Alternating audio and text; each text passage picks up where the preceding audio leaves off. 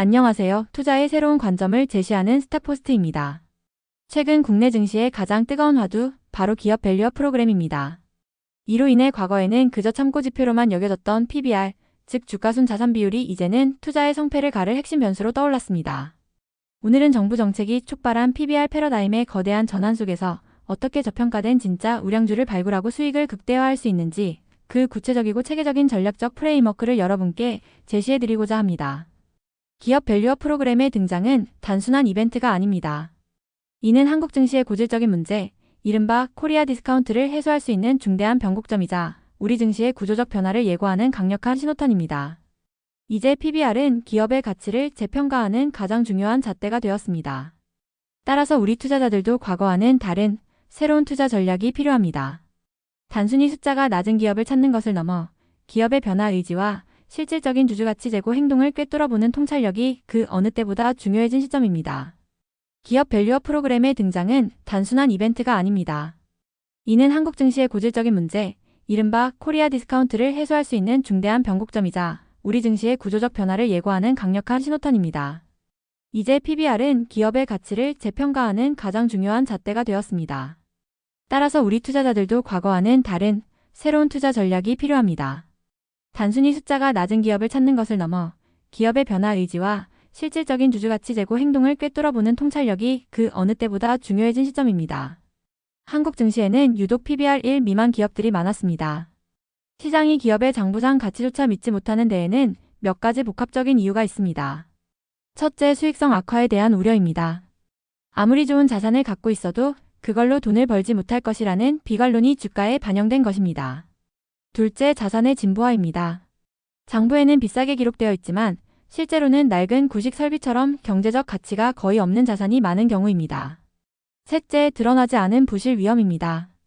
회계장부에는 없지만 시장은 알고 있는 잠재적 소송이나 우발 부채 리스크가 주가를 짓누르는 것이죠. 그리고 가장 중요한 마지막 이유, 바로 묶여있는 자본 트랩트 캐퍼털입니다. 기업이 막대한 현금을 쌓아두고도 배당이나 자사주 매입 같은 주주환원에 쓰지 않는다는 불신입니다. 투자자 입장에선 그림의 떡인 셈이죠. 바로 이 묶여있는 자본 문제가 이번 기업 밸류업 프로그램의 핵심 타겟입니다. 정부의 기업 밸류업 프로그램은 바로 이 묶여있는 자본 문제를 정조준하고 있습니다. 이는 일본의 성공 사례를 상당 부분 참고한 것으로 기업이 쌓아둔 현금을 주주에게 돌려주도록 유도하는 강력한 외부 압력으로 작용합니다. 정부는 주주환원을 늘리는 기업에 법인세 감면, 같은 세제 혜택을 주고 우수기업들로 구성된 코리아 밸류업 지수 ETF를 만들어 기관과 개인의 자금이 자연스럽게 흘러들어가도록 유도할 계획입니다. 또한 기업들의 가치 제고 계획과 실적을 공개적으로 비교하여 압박하고 국민연금 같은 기관 투자자들이 주주환원을 핵심 평가 요소로 삼도록 하여 기업의 변화를 이끌어낼 것입니다. 하지만 이 프로그램에는 결정적인 한계가 있습니다. 바로 법적 강제성이 없는 자발적 참여 방식이라는 점입니다. 이는 모든 저PBR 기업이 수혜를 입는 것이 아니라 변화에 동참하는 반응자 리스판더즈와 변화를 외면하는 지체 자래거즈로 시장이 명확하게 나눌 것임을 의미합니다. 결국 주가 차별화는 극심해질 것입니다. 따라서 우리 현명한 투자자의 과제는 시장이 알아보기 전 반응자가 될 가능성이 높은 기업을 먼저 선점하는 것입니다. 이제 분석의 초점은 재무제표를 넘어 경영진의 발언, 과거 주주환원 이력 등 질적인 요소를 평가하는 것으로 확장되어야 합니다. 여기서 주의할 점이 있습니다. 단순히 PBR이 낮다는 이유만으로 투자하는 것은 가치 함정 밸류 트랩에 빠질 수 있는 매우 위험한 전략입니다.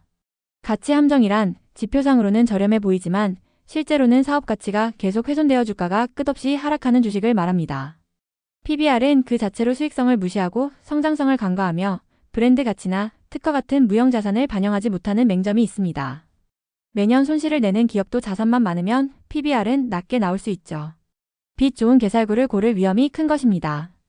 PBR의 맹점을 보완하고 가치 함정을 피하기 위해 반드시 함께 봐야 할 지표가 바로 ROE, 자기자본 이익률입니다.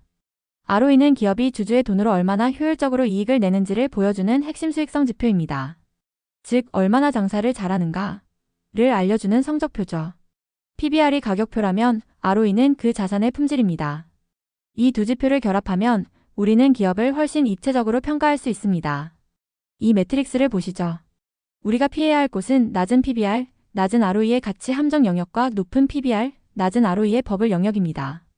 그리고 우리가 찾아야 할 숨겨진 보석은 바로 여기, 낮은 PBR, 높은 ROE 영역에 있는 저평가 우량주입니다. 이것이 바로 저희 스탁포스트가 제시하는 핵심 공략 대상입니다. 그렇다면 어떤 기업을 사야 할까요? 저희는 두 가지 등급으로 나누어 접근하는 매수 프레임워크를 제시합니다. 1등급 압축된 스프링입니다. 이들은 PBR 0.7 미만의 ROE 10% 이상으로 이미 뛰어난 펀더멘털을 갖췄지만 시장에서 외면받아온 기업들입니다. 과거 주주환원 이력이 있고 앞으로 확대할 여력이 충분하며 경영진의 참여 의지가 확인되는 기업들이 여기에 해당합니다. 2등급은 턴어라운드 기대주입니다. 과거 실적은 부진했지만 최근 ROE가 2분기 이상 연속 개선되거나 구체적이고 측정 가능한 주주환원 정책을 새롭게 발표하며 지체자에서 반응자로 전환될 가능성이 높은 기업들입니다. 좋은 주식을 사는 것만큼 중요한 것이 언제 파느냐입니다. 매도는 감정이 아닌 명확한 원칙에 따라 실행하는 전략적 행위여야 합니다. 첫째, 가치평가 기반 매도입니다. 주가가 올라 PBR이 업종 평균 수준에 도달하는 등 저평가 매력이 사라졌을 때입니다. 둘째, 펀더멘털 기반 매도입니다. ROE가 2분기 이상 뚜렷한 하락세를 보이는 등 우량주라는 투자 논리가 훼손되었을 때입니다. 셋째, 정책 촉매 기반 매도입니다. 정부 지원이 약화되거나 기업이 약속을 지키지 않는 등 주가 재평가를 이끌었던 핵심 촉매제가 소멸되었을 때입니다. 이러한 프레임워크를 적용하기 위해선 산업별 특성을 이해해야 합니다.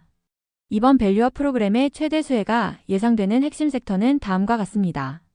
첫째, 금융, 특히 은행과 보험입니다.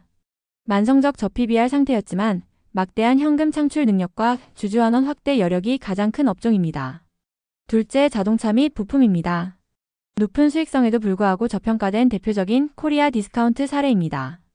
수십조 원의 수년금을 활용한 주주환원 시 시장의 평가는 극적으로 달라질 수 있습니다. 셋째, 지주회사입니다. 구조적인 더블 디스카운트를 받아왔지만 역설적으로 지배구조 개선과 주주환원 정책의 가장 직접적인 수혜 대상입니다. 이 표는 주요 섹터별 핵심 지표를 비교한 예시입니다. 이를 통해 우리는 특정 기업이 동종업계 내에서 어느 수준에 위치하는지 객관적으로 판단할 수 있습니다. 예를 들어 자동차 기업의 PBR 0.8배가 반도체 기업의 PBR 1.5배보다 훨씬 더 저평가된 상태일 수 있음을 직관적으로 이해할 수 있습니다. 또한 같은 은행이라도 PBR이 조금 높더라도 ROE가 월등히 높다면 더 매력적인 투자 대상이 될 수 있습니다. 이처럼 섹터별 벤치마크는 우리의 프레임워크를 정교하게 적용하기 위한 필수 도구입니다. 자, 그럼 저희 스탁포스트의 분석 프레임워크에 기반하여 현재 시점에서 주목할 만한 프라임 후보군을 공개하겠습니다. 이는 단순 매수 추천이 아닌 저희의 분석 방법을 실제로 어떻게 적용하는지 보여드리는 사례 연구임을 다시 한번 강조합니다. 보시는 바와 같이 현대자동차, 기아, KB금융, 신한지주, 하나금융지주 등이 저희의 1등급 압축된 스프링 기준을 충족하는 대표적인 기업들입니다. 낮은 PBR과 높은 ROE, 그리고 양호한 배당 관련 지표들을 확인할 수 있습니다. 대표적인 사례로 현대자동차를 살펴보겠습니다. 11%를 넘는 높은 ROE에도 불구하고 PBR은 0.6배 수준에 머물러 있는 저희 프레임워크의 낮은 PBR, 높은 ROE 영역에 명확히 위치한 기업입니다. 과거 보수적인 주주환원 정책으로 비판받았지만 최근 배당 성향 25% 이상 유지, 보유자사주 소각 등 구체적인 로드맵을 발표하며 변화 의지를 보였습니다. 물론 글로벌 수요 둔화나 전기차 경쟁 심화 같은 리스크는 존재하지만 밸류업의 핵심 수혜주가 될 강력한 근거를 갖추고 있습니다. 다음은 금융 섹터의 대표주자 KB금융입니다. 10% 내외의 꾸준한 ROE를 기록하는 리딩뱅크임에도 PBR은 0.5배를 하회하는 극단적 저평가 상태입니다. 최근 몇 년간 분기 배당 도입, 자사주 매입 소각 등 주주환원 강화 기조를 꾸준히 보여왔으며 총주주환원율 30% 이상이라는 명확한 목표를 제시하고 이행하며 높은 신뢰를 주고 있습니다. 경기 침체나 부동산 PF 관련 리스크는 상존하지만 정부 밸류업 압박의 가장 큰 수혜가 기대되는 종목 중 하나입니다. 결론을 말씀드리겠습니다. 기업 밸류업 시대의 성공적인 투자를 위한 핵심 원칙은 다음과 같습니다. 첫째, PBR과 ROE를 반드시 함께 보십시오. 낮은 PBR, 높은 ROE 조합이 숨겨진 보석을 찾는 가장 강력한 원칙입니다. 둘째, 명확한 매수-매도 프레임워크를 가지십시오. 최초의 투자 논리가 실현되거나 훼손되었을 때 행동해야 합니다. 셋째, 장기적인 시각을 유지하십시오. 코리아 디스카운트 해소는 단거리 경주가 아닌 마라톤입니다. 마지막으로 위험 분산을 위해 밸류업 관련 투자를 전체 포트폴리오의 일부로 활용하는 지혜가 필요합니다. 본 보고서가 제시한 분석적 틀을 바탕으로 이 거대한 시장 변화의 흐름 속에서 기회를 포착하고 성공적인 투자 성과를 거두시기를 바랍니다. 오늘 준비한 내용은 여기까지입니다. 내용이 유익하셨다면 구독과 좋아요, 알림 설정까지 부탁드립니다. 지금까지 투자의 새로운 지평을 여는 스타포스트였습니다. 감사합니다.